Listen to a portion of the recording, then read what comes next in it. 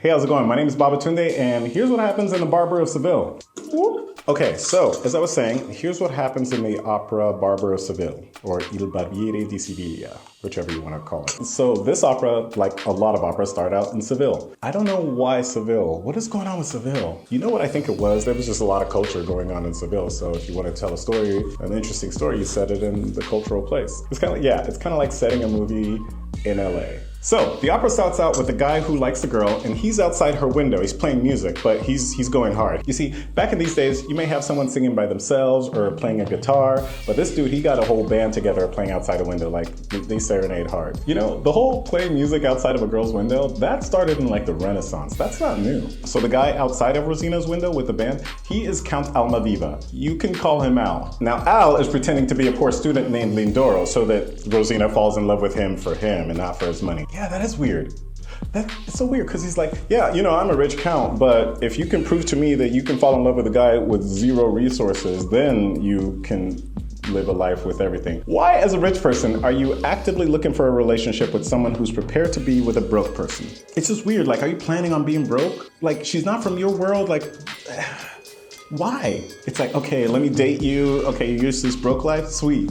Switch it all up on you. I mean, it's a good switch. I'd rather go that way than the other way, but damn. So he's pretending to be a poor student named Lindoro so that she falls in love with him for him, which is weird as hell because she comes from money. Anyone who marries her becomes insta-rich. Not like Instagram rich, but like actually rich, but like instantly. Anyway, the seduction's working. She's feeling him. So the reason Lindoro, Al the Count, is outside and not inside is because Rosina lives with Dr. Bartolo. We're gonna call him Bartolo. She is his ward. He is her legal guardian. That's what that means. Yeah, so he's her legal guardian.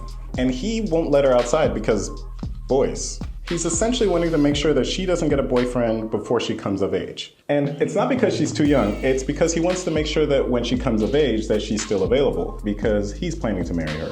Now, reminder that anyone who marries her becomes instantly rich. Still gross though. So Al the Count Lindoro is still outside, and here comes Figaro!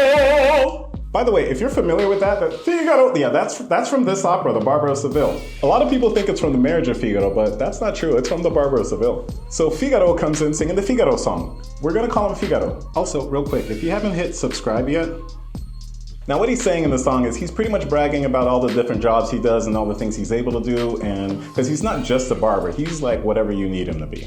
I feel like out of context it sounds like he does something else. He might have. And Al's like, hey Figaro, can you get me close to Rosina? And Figaro's like, by the way, that look, that's AAVE for certainly.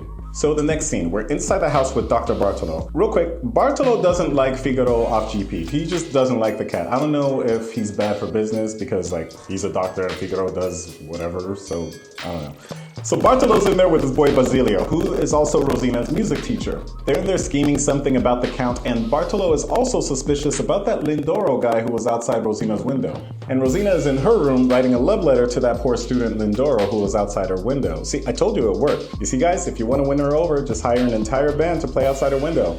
Simple. Now, Figaro has disguised Al the Count as a drunk soldier who shows up at Dr. Bartolo's house demanding to be quartered there. Yeah, I keep y'all safe, so I'm here for safekeeping. And poor Bartolo doesn't know what he's like, what? My Third Amendment rights system. And they get into it loud because it's supposed to be a distraction so that Lindoro, Al the Count, can slip Rosina a love letter. So Bartolo is arguing with Al the Count, who is pretending to be the poor student Lindoro, who is pretending to be a drunk soldier when the real soldiers show up because of all the noise. And Bartolo's like, thank God you're here. Arrest that man, he's drunk.